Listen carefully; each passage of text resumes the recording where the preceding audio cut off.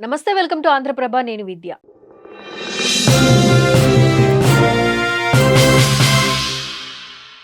హైదరాబాద్లోని చారిత్రాత్మక చౌమహల్లా ప్యాలెస్లో ఏర్పాటైన విందు కార్యక్రమంలో తెలంగాణ సీఎం రేవంత్ రెడ్డితో పాటు సినీ ప్రముఖులు పాల్గొన్నారు. ప్రస్తుతం ఈ విషయం రాష్ట్ర వ్యాప్తంగా చర్చనీయాంశంగా మారింది. కానీ అందులో ఏముంది అనే డౌట్ వస్తుందా?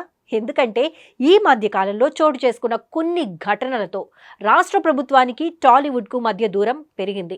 ఈ నేపథ్యంలో ఇప్పుడు వీరంతా ఒకే చోట కనిపిస్తుండటం ప్రస్తుతం హాట్ టాపిక్గా మారింది. హైదరాబాద్ వేదికగా 72వ మిస్ వరల్డ్ 2025 పోటీలు అట్టహాసంగా ప్రారంభమైన విషయం తెలిసిందే.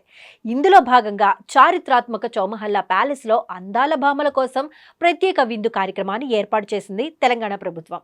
ఇక ఈ కార్యక్రమానికి తెలంగాణ సీఎం రేవంత్ రెడ్డి సతీమణితో కలిసి హాజరు కాగా పలువురు ప్రతినిధులు, కంటెస్టెంట్లు కూడా సందడి చేశారు.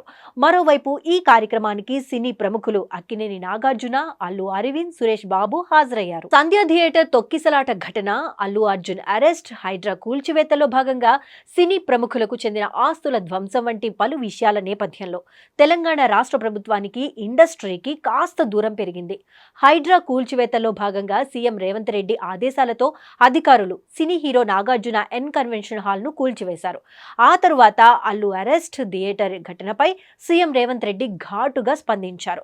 దీంతో తెలుగు ఇండస్ట్రీకి, సర్కార్కు మధ్య పచ్చగడ్డి వేస్తే భగ్గుమనే పరిస్థితులు నెలకొన్న సంగతి మనందరికీ తెలిసిందే. సినీ ప్రముఖులతో వివాదాలు ఉండకూడదనే ఉద్దేశంతోనే సీఎం రేవంత్ రెడ్డి వారిని డిన్నర్ ఈవెంట్ కు ఆహ్వానించారనే చర్చ జరుగుతోంది. అంతేకాదు, ఈ విందు కార్యక్రమానికి ఐకాన్ స్టార్ అల్లు అర్జున్ కూడా ఇన్విటేషన్ పంపారని, కానీ అందుబాటులో లేకపోవడం వల్ల హాజరు కాలేదని తెలుస్తోంది. అయితే మరోవైపు బన్నీ కావాలనే సీఎం రేవంత్ రెడ్డికి హ్యాండ్ ఇచ్చారనే వాదనలు కూడా వినిపిస్తున్నాయి. ఏది ఏమైనా ఇప్పుడు సీఎం రేవంత్ రెడ్డి, సినీ ప్రముఖులు ఒకే చోట కనిపించడం, కలిసి డిన్నర్ చేయడంతో వివాదాలకు ఫుల్ స్టాప్ పడిందని అనుకుంటున్నారు జనాలు.